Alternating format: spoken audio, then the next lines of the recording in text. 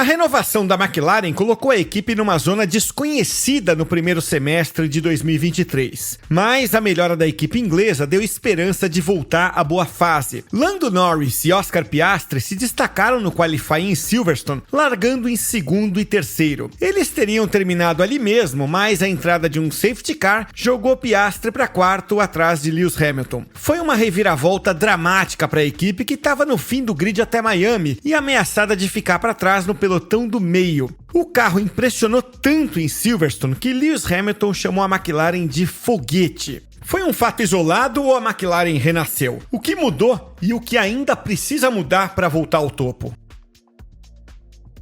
A McLaren admitiu no início do ano que o carro tinha problemas, mas uma atualização no assoalho, introduzida no Azerbaijão, representou uma adequação ao regulamento de 2023 com elevação de 15 milímetros das bordas do assoalho. Essa atualização melhorou em 2 ou 3 décimos o tempo de volta, mas a expectativa veio com a introdução do que o chefe de equipe, Andrea Stella, descreveu como um carro B-Spec, jargão dos games de corrida. Ele disse que essa atualização poderia ser um passo ainda maior do que aquele de Baku. Parte desse pacote foi introduzida na Áustria. Somente Norris recebeu a atualização depois que a McLaren correu para produzir as peças em tempo. Piastri só recebeu a atualização em Silverstone, onde o seu carro ainda estava meio passo atrás do de Norris, que já tinha uma nova asa dianteira concluída poucos dias antes do GP. A McLaren estava confiante em um bom desempenho no sábado, mas não a ponto de ameaçar a Red Bull. Norris se classificou em segundo, apenas 25 centésimos mais lento do que Verstappen, e Piastri ficou só um décimo atrás do companheiro de equipe. Foi de longe a melhor performance da McLaren em qualifying no ano. Ok, Norris foi terceiro em Barcelona, mas lá a distância para o líder foi mais do que o dobro do que em Silverstone. E na Espanha, Verstappen ainda abortou a última volta no Q3, depois de já ter garantido a pole.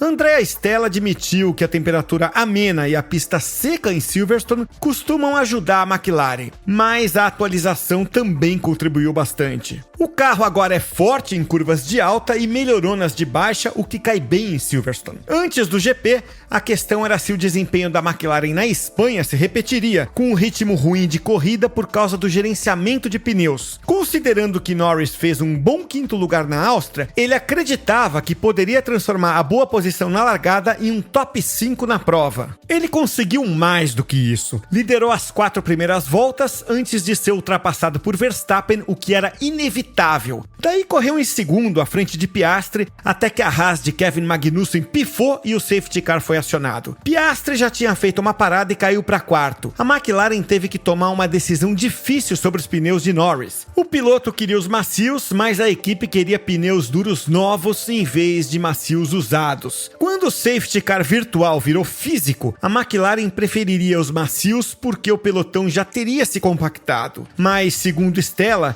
isso causaria uma troca tardia para os macios, talvez custando tempo a Norris nos boxes. Depois da relargada, Norris segurou Hamilton e conseguiu um excelente segundo lugar, apenas 3,7 segundos atrás de Verstappen. Piastri ficou em quarto e garantiu 30 pontos à McLaren, quinta colocada no Mundial de Construtores, à frente da Alpine.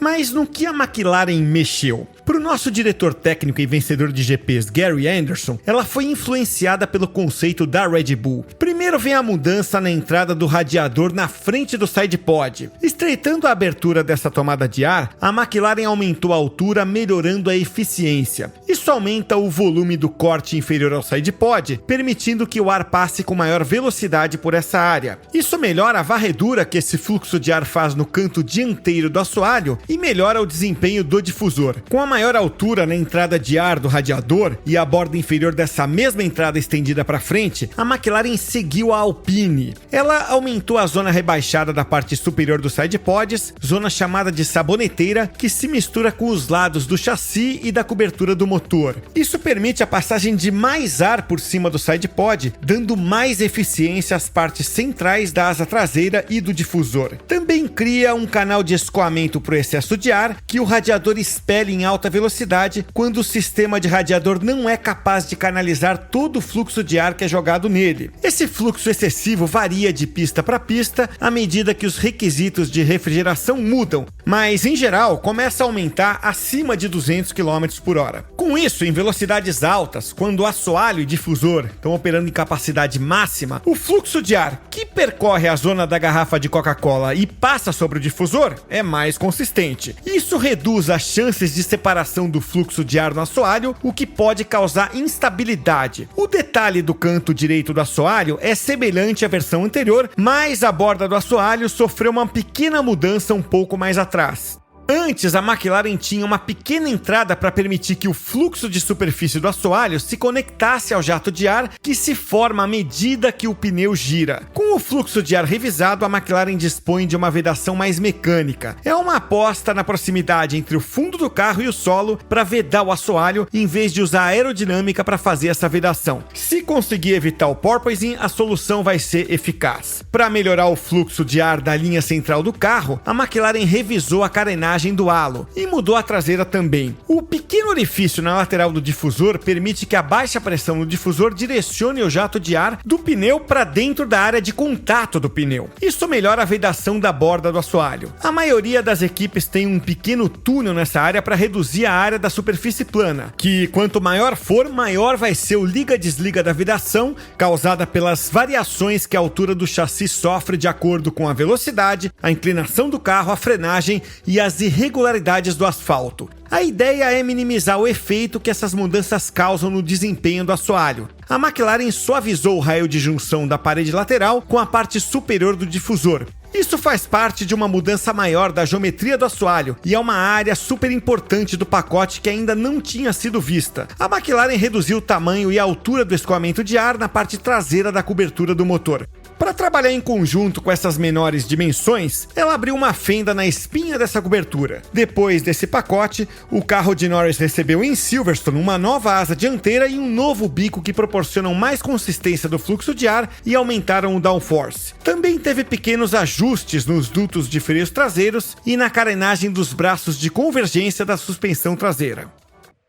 O carro atualizado da McLaren só andou em 2 pistas. Então, que certeza se pode ter de que ele realmente evoluiu? Na média, o carro é apenas o 6º mais rápido da temporada, mas foi o 2º em Silverstone e o 3º na Áustria. O que os últimos 2 finais de semana mostram é que a McLaren não só é capaz de brigar pelo 2º lugar com Ferrari, Mercedes e Aston Martin, como pode andar na frente delas. Mas nas pistas onde a McLaren é fraca, talvez volte a lutar com a Alpine. A McLaren é forte em curvas de alta, mas nem tanto nas de baixa, especialmente aquelas em que os pilotos precisam frear enquanto estão entrando na curva.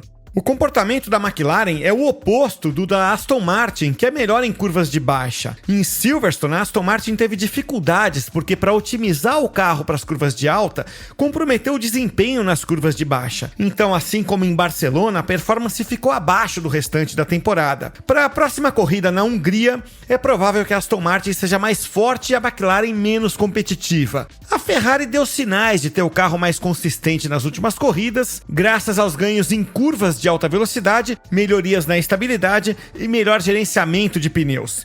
Mas ainda precisa de mais corridas para confirmar se é isso mesmo. Quanto a Mercedes, esperava-se que ela fosse bem em pistas rápidas por causa das melhorias recentes, mas ela decepcionou na Áustria e em Silverstone. A equipe se virou para garantir um pódio em casa para Hamilton, mas ainda pode cair para a rabeira do 2º pelotão depois de um breve avanço com um pacote de atualizações de Mônaco.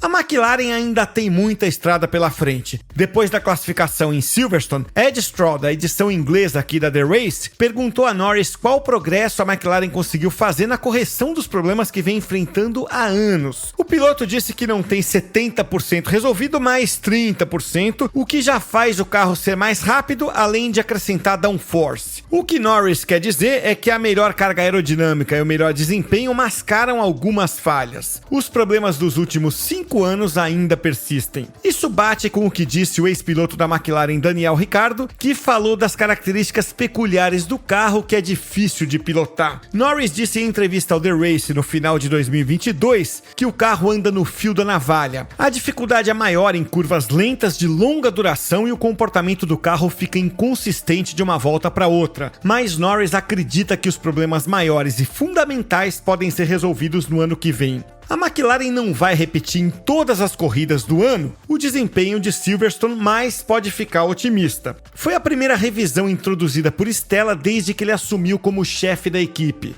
Stella mencionou o diretor de aerodinâmica Peter Prodromou como peça-chave. A reestruturação técnica permitiu que pessoas como Prodromou se concentrassem no design em vez de gastar energia com outras demandas. A McLaren ainda tem um longo caminho a percorrer. Depois do começo de ano desastroso, o progresso recente confirma que ela está no caminho certo rumo ao pelotão da frente da Fórmula 1. Ainda tem upgrades por vir, especialmente na Hungria. Como disse o CEO Zac Brown, a McLaren está de volta ao jogo.